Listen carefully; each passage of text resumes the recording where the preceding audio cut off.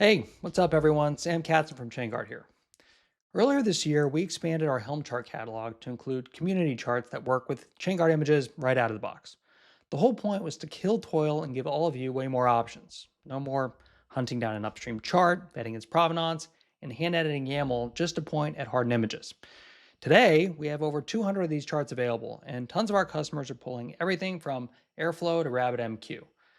But as far as we can tell, the work is never done, and we wanted to make things even easier for you all to go faster.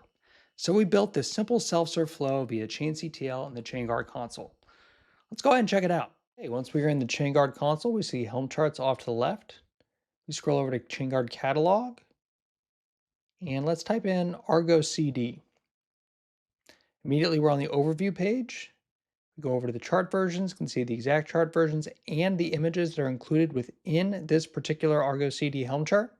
If we click on Add to Organization, we can see all of the charts that would be included within our organization should we choose to add it.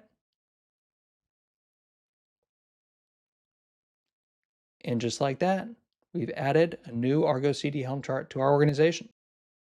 We're excited about removing even more friction along with engineering toil with our new Helm charts, and we cannot wait to hear what you think.